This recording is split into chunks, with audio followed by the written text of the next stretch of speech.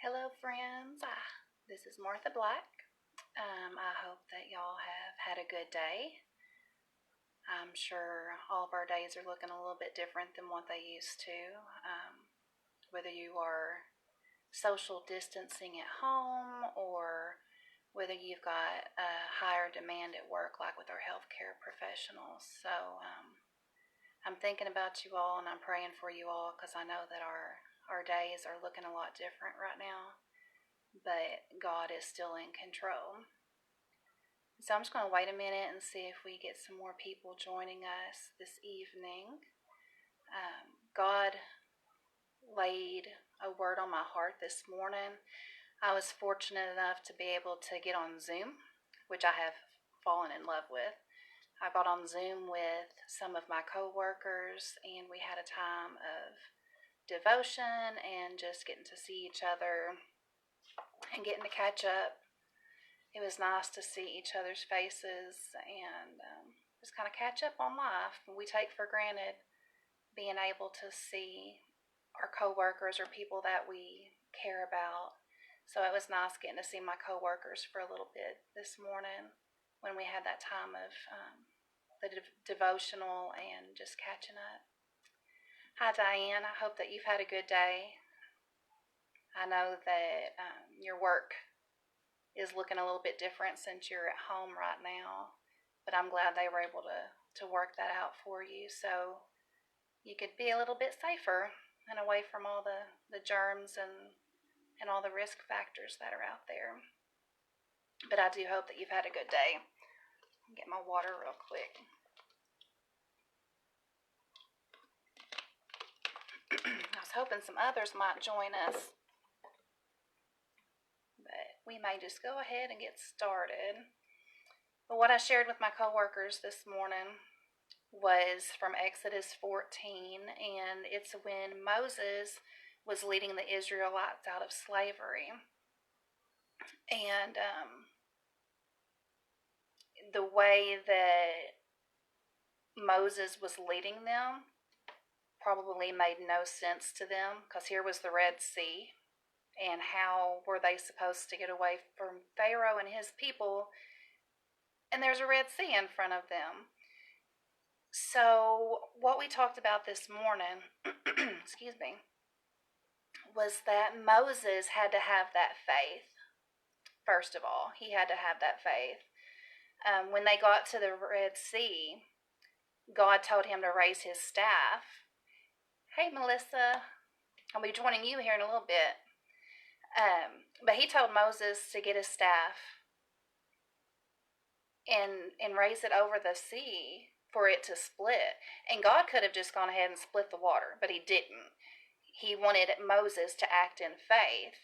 And something that I had really not thought about until today, hey Diane, was because of his faith, I think the Israelites had more faith too. Because you can imagine how scary that was to be like, okay, we're going to be doing what? But Moses had his faith. He rose his staff and the water split. But then the Israelites had to make that choice to step out in faith too. Moses couldn't have enough faith for them. His faith could encourage their faith, but they had to step out in faith as well. And, we're much the same. Is that, well, I'll say, for example, over this past year and a half, I've become like best friends with my best friend, Charity, and she has some of the strongest faith that I've ever seen out of anybody. And because of her faith, I feel like I have grown so much this past year. And so even though Charity couldn't have the faith for me, it's by her faith that I was encouraged to have more faith in God and what he was asking me to do. So, during this time when things are so uncertain and scary and a lot of us are afraid, we need to be surrounding ourselves with people who have faith. And I know we physically can't surround ourselves with them, but whether it be through Facebook or Instagram or, watching the Christian networks and listening to preachers, if your church live streams, we need to be surrounded by that faith. So in turn, our faith will grow stronger. Because if there's ever been a time that we've needed a strong faith, it's now. But the same God that was in control when things were going great and life seemed to be just about as perfect as we could think of, he's the same God now. And you think about the Israelites, they were in slavery. And they had to make a decision to step out in faith. And because of Moses' faith, they had more faith and they stepped out. And guess what? Those waters parted and they were able to get to the promised land.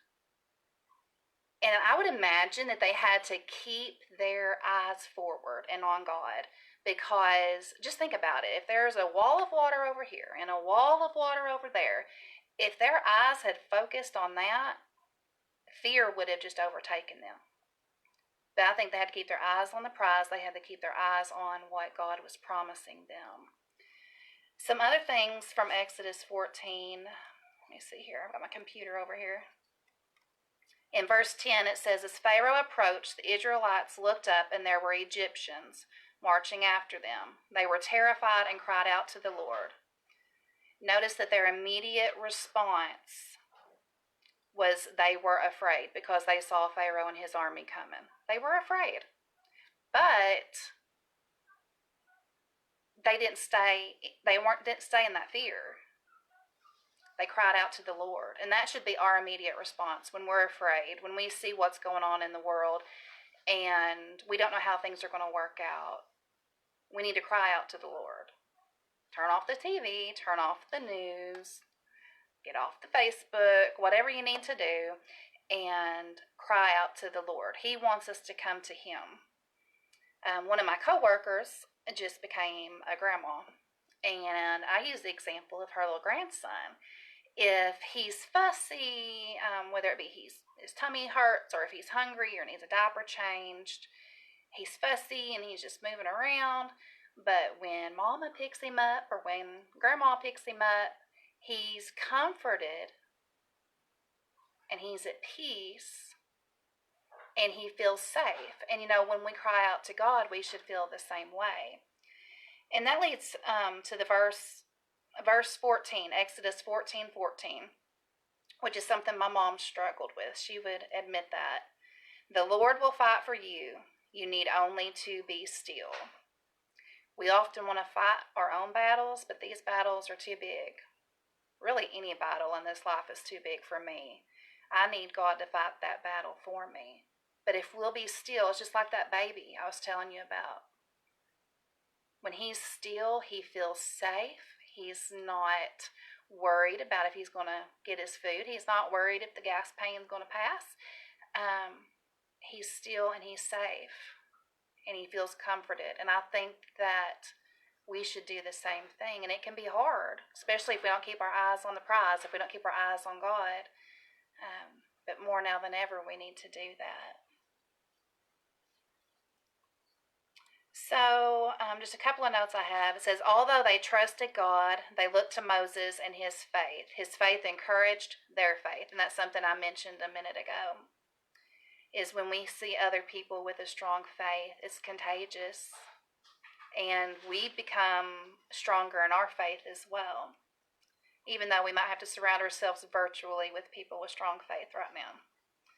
What they were facing made no sense, but they trusted God nonetheless. And they trusted Moses' leadership when it came down to it, or they wouldn't have gone with him. Sometimes what God asks us to do makes no sense, but he sees the big picture. What's going on in the world right now makes no sense, but he sees the good that can come out of this. Because God can bring good from what the enemy made and meant for evil. And so God is orchestrating things to come through this situation with the pandemic. I was just reading this morning about some Italian, I think, doctors. I shared it on this page earlier. And they claim to be atheists. And after what they saw and what they went through, they gave their lives to God. So there can be good things that come through this, and I really think people's eyes are going to be open during this time. Also, they had no other choice at this point but to go through the Red Sea. It was like, go to the Red Sea or turn around and Pharaoh and his army is coming after them. Yeah, if you think about it, neither one of those sound like a really good choice, but they followed Moses' leadership and they stepped out in faith. They had to step out in faith for that. They had no other choice but to go through the Red Sea. If they had looked to either side of them, like I said earlier, those walls of water, their faith might have wavered. We need to stay hyper-focused on Jesus like never before. They had to keep their eyes on the promised land. They had to keep their eyes on God and getting out of slavery and captivity. They couldn't be absorbed with what was around them. They had to stay focused, and we need to do the exact same thing. We need to learn to be still during this time, and I mentioned that earlier too. God has given us plenty of time, some of us, during this time. Now let's choose to be still and trust God.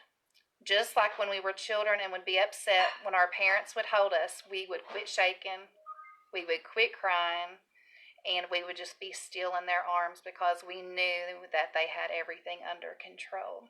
And we can be safe in the arms of Jesus right now, just like always. So I know that we're living in uncertain times. A lot of us have questions, fears. We're human. But we can either feed our fear or we can feed our faith. It's all about what we put in. If we're putting fearful things in, then that's what's going to come out of us. If we're putting faith-filled things in, that's what's going to come out. So I'm going to take a moment and just read some of these. I have a hard time reading while I don't want to say preaching, but while I'm sharing what God's laid on my heart. His faith inspired faith in those around him, yes. And Melissa, you have had a role in strengthening my faith as well. I know I mentioned my best friend Charity, but you, even though we've never met in person, you have strengthened my faith, and I do appreciate you for that. I love how God sends people in our lives that can grow us in areas we are weak. Yes, God knows who we need, when we need it, how we need it. His timing is always best and always perfect. My friends challenge and encourage me in so many ways. Yes, we need it now. Got to run, get ready for the live. And yes, she's my friend that I was telling you about that she's about to do a live on her page at 6 o'clock, 7 o'clock her time. Hello, Courageous. I encourage you, if you have not gone to Melissa's page, Hello, Courageous. She's always got wonderful, encouraging things. She also has a podcast, and she's been really instrumental in me stepping out in faith this past year. So if you've not visited her page, I encourage you to do so. But for those of you that are just joining us, we're about to wrap it up, but we were in Exodus 14, and we were talking about how God will make a way, especially in these uncertain times.